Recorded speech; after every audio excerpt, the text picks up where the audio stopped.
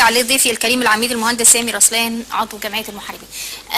العبقرية في التوقيت اللي بيتحدث عنه العالم حتى الآن. وزي ما بقول لحضرتك خطة متكاملة.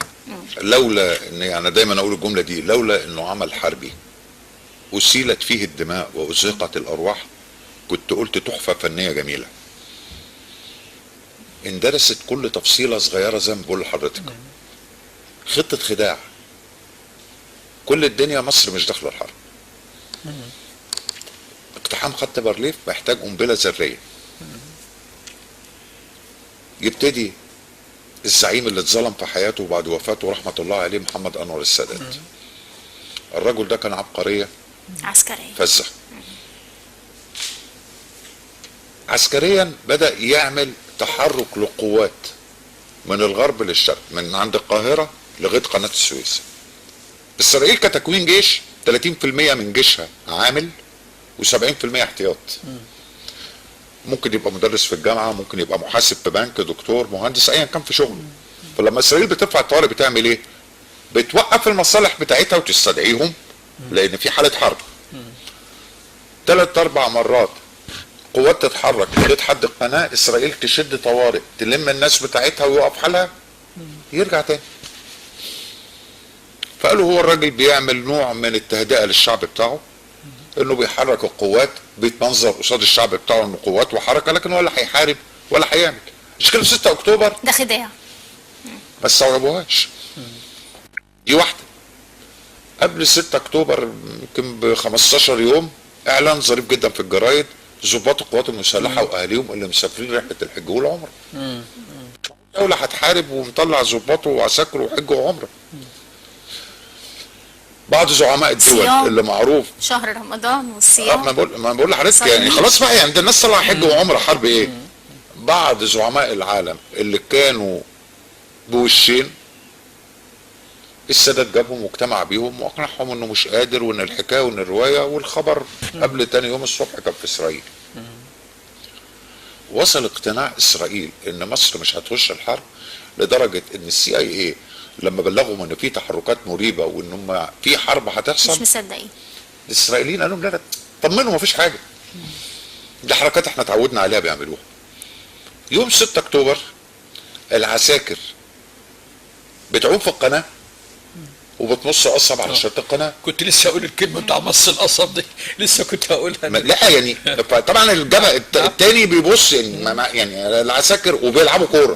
بيمصوا قصب. كان تمويه. مص قصب. كانت خطه خداع. حوالي الساعه 2 الا ربع تقريبا الدنيا اتغيرت، ترمي الابره ترن في خط القناه كله. على فكره احنا بنتكلم على موجها حوالي 190 كيلو. قناه السويس من اول السويس لغايه بورسعيد، وده اكبر مانع مائي في العالم.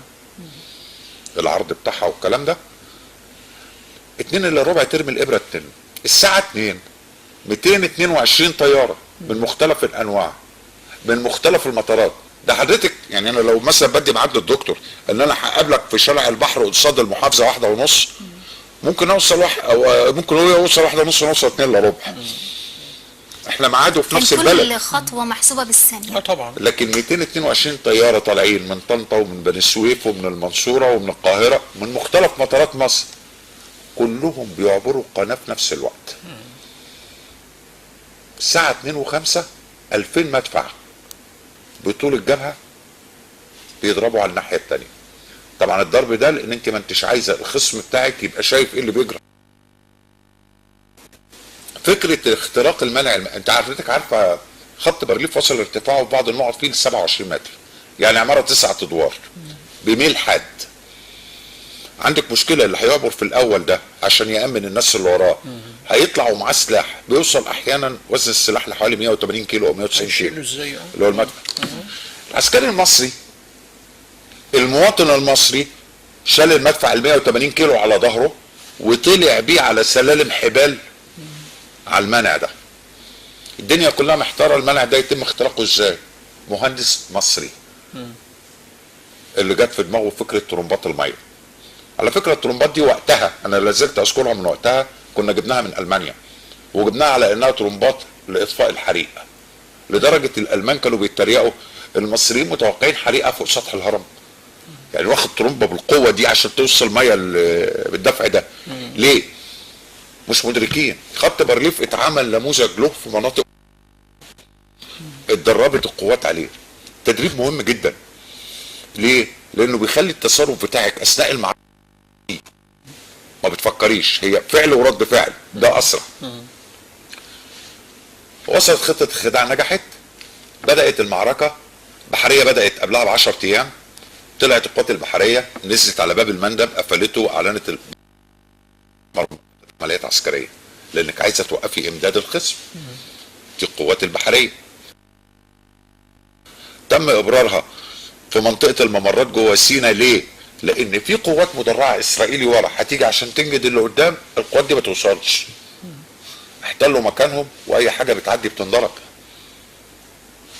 بالار بي جي، اللي طبعا العالم كله ذهل ازاي ده بيجري.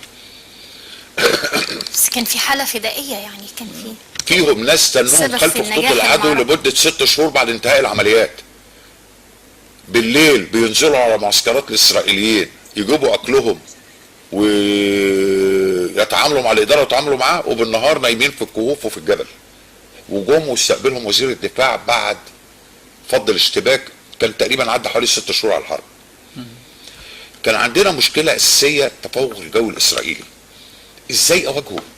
كميه طيران متفوقه نوعا وعددا وتسليحا. نمره واحد بامن مطاراتي. طب امن مطاراتي ازاي؟ في الدفاع الجوي حواليها، وفي بالونات بوايرات صلب فوق المطارات. الواير الصلب ده لو طياره دخلت فيه بيقطع حذر المنشار فوق المطارات عشان ما يتكررش موضوع 67. ما هي الميزه انك تتعلمي من اخطاء. طبعا. تم انشاء قوات الدفاع الجوي سنه 69. يعني المعركه تم والصواريخ، الاستعداد ليها والرد الفعل. ايوه، الاستعداد مش ان نحارب فقط، انت حضرتك ان رد الفعل من العدو. محطات الصواريخ بتاعتك كانت بتنضرب عشان ما توصلش. بدا يعمل خط يامن مسافه قدام، يبتدي يتعمل قدام. ودي لا ننسى فيها دور شركه المقاولين العرب ولا عربيات المصريين اللي دخلت تشتغل. العربيات المدنيه لحد ما قدر يوصل بكتائب الصواريخ هناك. حرب الاستنزاف، الروس انبهروا باستخدامنا لكتائب الصواريخ بتاعتهم. يعني هو معروف ان كتيبه الصواريخ مثلا تتفك من المكان ده وتتنصب في المكان ده تاخد وقت قد كده. الفجأة ان المصريين بيعملوا ربع الوقت. ازاي؟ ما حدش يسأل. لان كنا كتيبه الصواريخ كان بيتعمل كماين عشان ايام الاسرائيليين ما كانوا جم ضربوا مدرسه بحر البقر وبداوا يضربوا المواقع المدنيه جوه مصر. بدانا نعمل كماين بكتائب الصواريخ، فده بتسميه تطعيم للمعركه. الناس اتعودت عليه وتعودوا بقى في ألفة بينه وبين المعده والسلاح اللي هو بيستعمله. يعني كان في حاله من الاداء المبدع والابهار داخل المصريين، والحاله دي مفترض ان احنا نحتفظ بيها. يعني احنا النهارده يمكن عنواننا من نصر اكتوبر لحق الشهيد. يمكن هرجع لحضرتك عن نصر اكتوبر لحق الشهيد، كيف يمكن يعني تجسيد هذين الملحمتين بحيث ان هما بالفعل احنا محتاجين لنفس هذه الروح في هذا التوقيت حتى نستكمل.